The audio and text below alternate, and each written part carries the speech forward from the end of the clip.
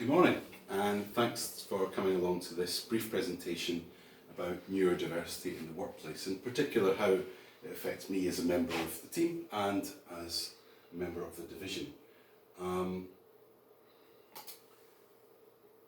The handouts and the slide deck will be sent to you by email after the presentation.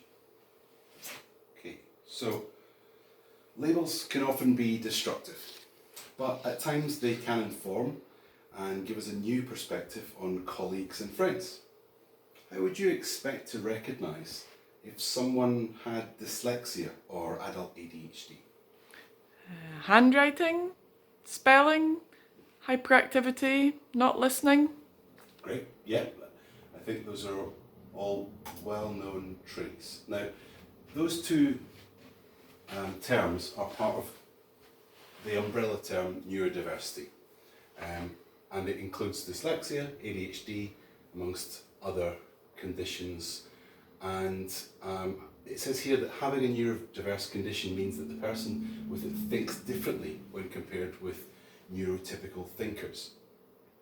They often have strengths that neurotypical thinkers do not have, but they do have challenges to overcome too.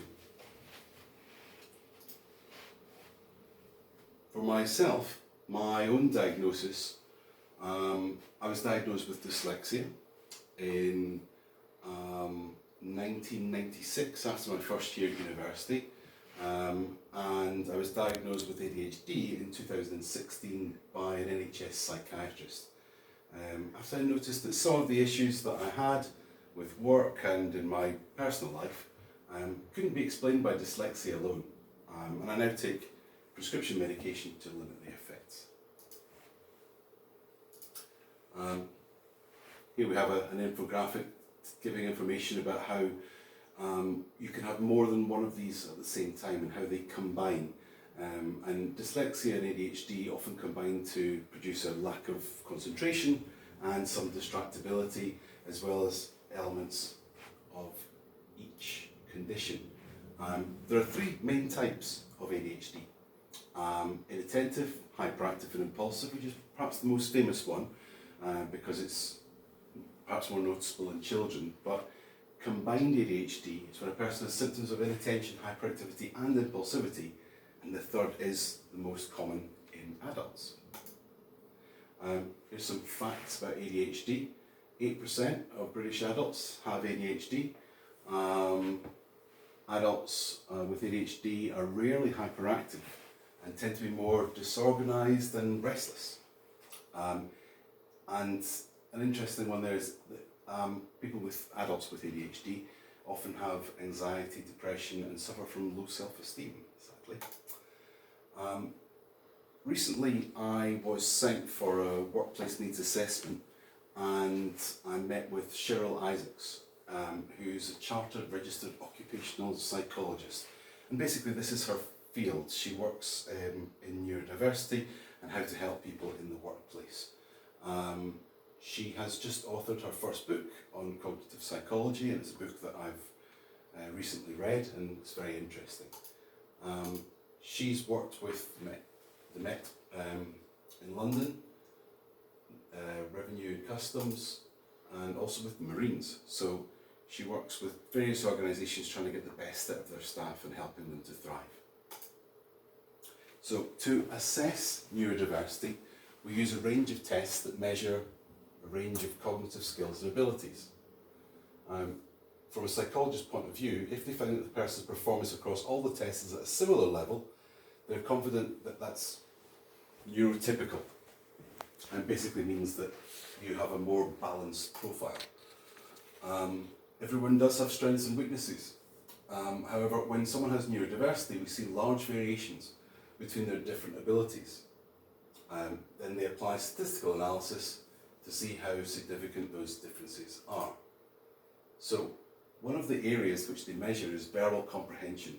And Cheryl's comment on me in this area was that I have dyslexia and ADHD, which means that I'm highly likely to have strengths in this area.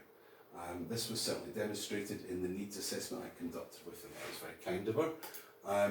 And basically these are the areas that covers. So in verbal comprehension, understanding a wide range of vocabulary, that certainly helped me in teaching English, following logical conclusions in speech, picking up information from the world at large, communicating ideas and getting your point across. Again, was very useful in my previous career as a teacher. Articulating clear sentences with conclusions and vocabulary, and relaying and relating complex and abstract ideas. So these are all areas that I think I would agree with that I do have strengths in. Perceptual reasoning is another area where there's perhaps strengths. Assessing complex relationships and patterns, seeing the bigger picture, or noticing how something doesn't quite add up. People with dyslexia and ADHD are known to have strong perceptual skills and significant strengths in this area.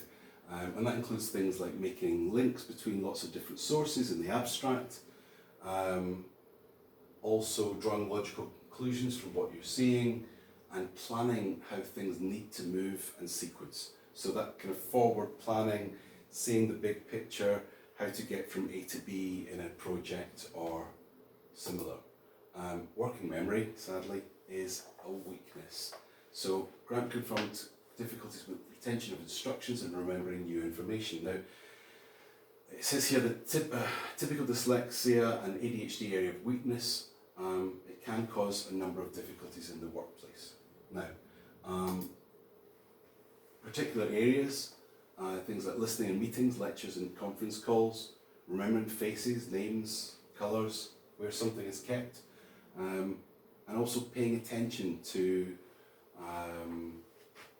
various things which could be overlooked in a meeting or in a presentation.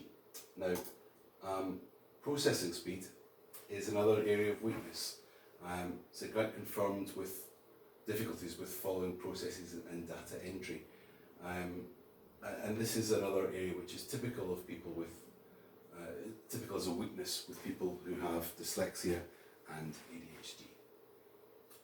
Now, in this, working quickly and methodically, that can be difficult. Quickly learning a routine, doing things in the right order, and scanning for the right detail. Now, of course, these are all really, really useful in the job that I'm doing. So it does make things a little bit difficult, not impossible, but it does mean that I might rely on notes and checklists and various strategies to get these things right. So, in general, with strengths and weaknesses, people with dyslexia tend to excel in areas of lateral thinking, problem solving and creativity, and I'd like to think that's true. Tend to be innovative and will often find associations between concepts that will often escape the more linear thinker. People with dyslexia also tend to have excellent practical and interpersonal skills. Now, this presentation, what I'm trying to do is to balance the strengths and the weaknesses, because there are clearly weaknesses that need strategies and coping mechanisms. But it's also to identify that there are strengths that come with this different way of thinking. It says here finally that people with dyslexia are used to working hard and as such tend to show great determination with new tasks and challenges. And that's very true. I don't like to give up and I don't like to fail. People with ADHD can demonstrate significant focus and commitment when they're working to their strengths. And I think this is definitely something I would recognise in myself, in that when I get my teeth into a project, when I can see that progress is being made, I can be quite tenacious and really want to focus and get that project done. So this is a little image showing the life of someone with ADHD at work, just struggling with that working memory, struggling with those processes, having to set reminders. And on my own desk I have a poster which says copy in the chief planner, which is something that I needed to get into the habit of, but also log in and log out, which I leave on my keyboard to remind me to do that. So I can definitely understand this guy. So the difficulties that come from those weaknesses in a workplace are that it can be difficult to manage time. It can be difficult to get and stay organised. listen and pay attention, follow directions, complete assignments, attend to details, get to work on time, and speak just when it's your turn. And these can be difficult areas for me, and I'd like to at this point give you this handout, which is a list of areas where I do find things difficult, which as colleagues you might find relevant or maybe even recognised from past experience. And I've also tried to show the ways that I try to counteract those. So perhaps you see me taking notes, and that should hopefully make more sense now why I'm doing that, and why it's so important to me to do things in certain ways to make sure that I don't let these weaknesses become failures. If you have ADHD and dyslexia, you may also have trouble with procrastination. And yeah, if something is particularly boring or tedious, or it's a massive task that needs to be divided up into more manageable chunks, I can have trouble at times with procrastination.